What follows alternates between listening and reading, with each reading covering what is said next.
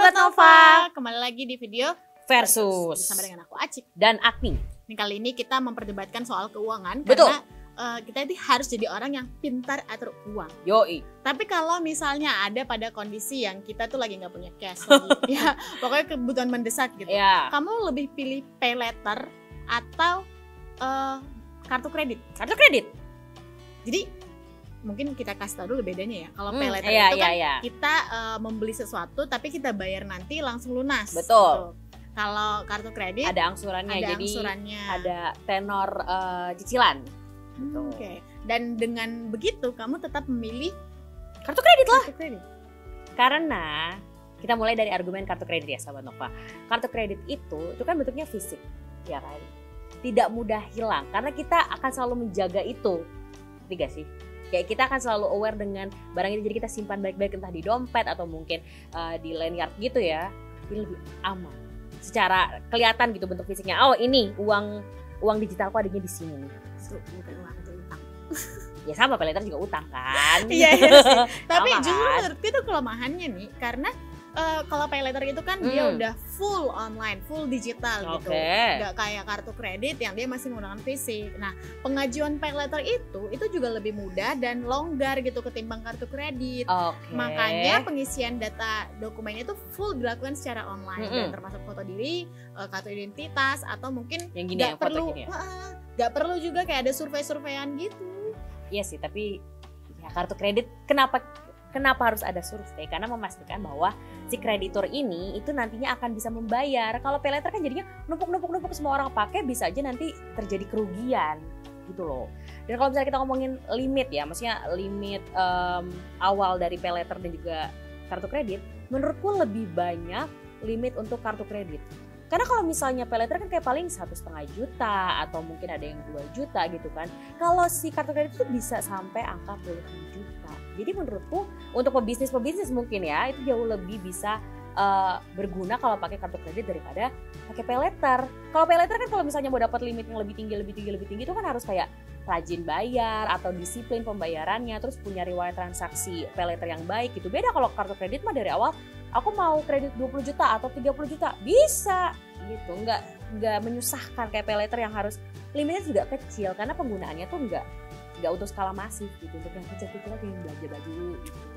Tapi bunga maksimal semua kartu kredit itu sama nih. Jadi di bulan Mei itu kan 2022 itu suku bunga kartu kredit itu 1,75%. Dan ini semua berlaku untuk semua bank. Jadi nggak ada variasinya. Beda sama pay later yang punya bunga berbeda-beda tergantung pay later yang mana yang mau kita pilih gitu. Dan pay later tuh nggak punya biaya tahunan cuy. Beda dengan kartu kredit yang ada biaya tahunan. Iya sih, untuk kartu ya.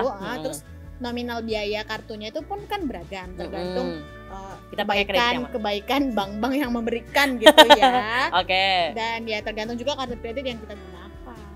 Tapi kalau misalnya kita ngomongin soal ya oke lah, misalnya memang agak lebih boros lah karena harus mengeluarkan uang tahunan untuk kartu gitu. Tapi kalau misalnya untuk penggunaan, menurutku lebih fleksibel kartu kredit. Kartu kredit tuh bisa dipakai literally di mana saja. Yang penting ada mesin EDC, bisa kamu kredit di situ. Kalau misalnya pay later itu kan kadang ada beberapa merchant yang nggak memperbolehkan untuk kamu bisa bayar dengan pay later gitu. Kalau misalnya kartu kredit mah ya karena kita udah tahu bahwa kredit adalah utang gitu ya, maksudnya ya udah kita bisa pakai di mana aja, yang penting kita bisa bayar nanti di akhir gitu. Kalau pay later cuman ya udah itu misalnya kayak untuk satu e-commerce ya udah buat satu e-commerce itu aja, misalnya e-commerce ini buat e-commerce lain aja, nggak bisa dipakai secara luas gitu karena merchantnya sedikit gitu. Mungkin penggunaannya juga beda-beda lah. Betul. Ya. Tapi pay later itu kalau soal keamanannya itu tuh aman karena dia itu dilengkapi dengan otorisasi langsung tuh dengan nomor ponsel terdaftar.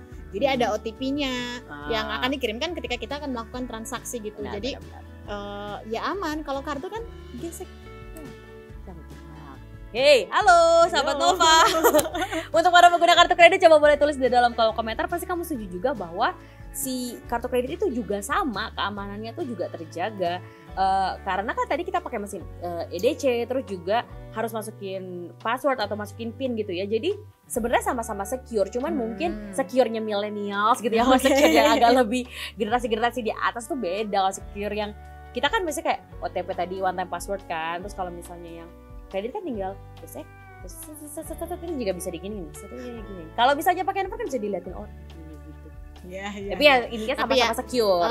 Tapi konklusinya ya sahabat kalau bisa bayar langsung gitu ya. Bayar langsung aja. Bener.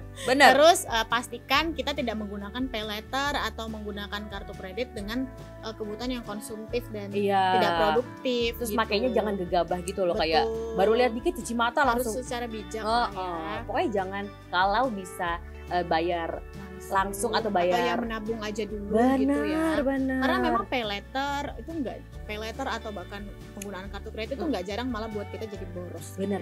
Karena merasa kayak punya ada kok uang gitu. Utang sebenarnya. Iya betul. Jadi ada baiknya nih sahabat Nova untuk bisa memanfaatkan uang yang harusnya kamu tadi pakai untuk pay letter atau kartu kredit itu lebih baik diinvestasikan aja. Atau ya tabung aja dulu untuk bisa membeli produk tersebut gitu. Kalau memang bukan barang atau jasa yang produktif atau yang urgent kita butuh. Benar. Kalau misalnya sahabat Nova jadi kepikiran nih, investasi itu kan ada investasi emas sama investasi saham. Banyak yang kita bahas kali ya. Kita akan bahas lah ya di Versus ya. Jadi kalau untuk sahabat Nova yang mungkin menunggu perdebatan receh tapi berguna ini ya kan, kamu bisa nonton di playlist Versus yang ada di YouTube Nova. Kamu juga bisa dapatkan banyak berita terupdate di YouTube Nova, di sosial media Nova lainnya. Dan kalau kamu suka baca berita online, kamu bisa kunjungi nova.id. Dan kalau yang masih suka fisik, jangan sampai ketinggalan tabloid Nova terbaru. Sampai jumpa di video selanjutnya. Bye bye.